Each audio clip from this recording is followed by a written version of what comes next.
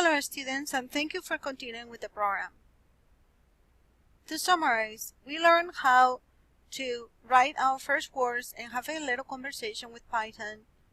We learned what was Python and what was idle, the interpreter, and how to install Python in our computer. Right now we're going to talk about what is a Python program.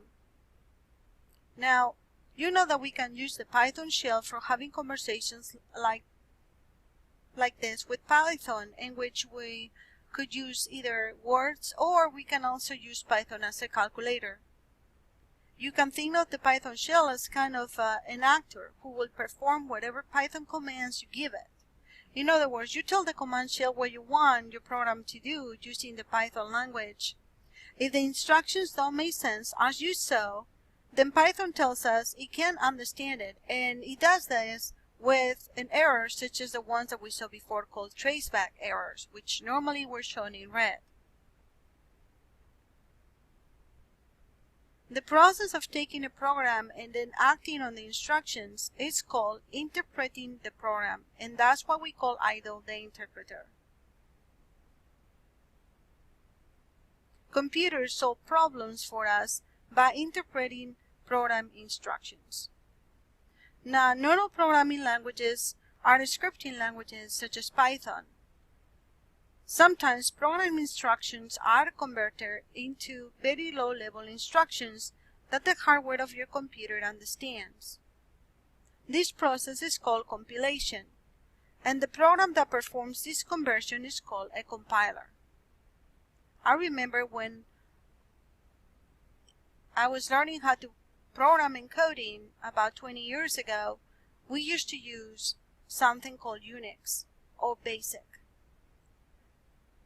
We will write the code instead of like an editor, and then we will try to compile it just like we do now with the shell into something called a compiler.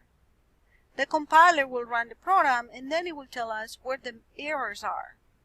And then we have to go back to square one and kind of fix in the editor the things that weren't right to then run it again in the compiler later on.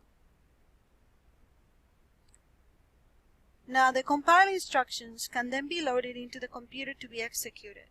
This technique produces programs that can run very fast because when the compile low-level instructions are performed, the computer doesn't have to figure it out what the instructions mean. They can just be obeyed.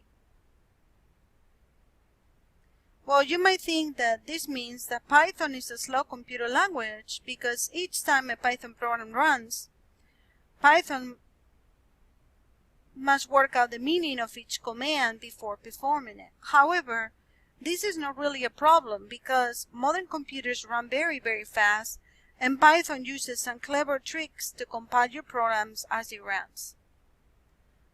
A Python program is simply a plain text file script created with an editor. So you can use Windows Notepad like we said before, and Atom. However, Atom has the advantage of helping with the code and spaces. Python files end with the extension py. Python programs can be executed by stating the script file named after the Python command at a terminal prompt.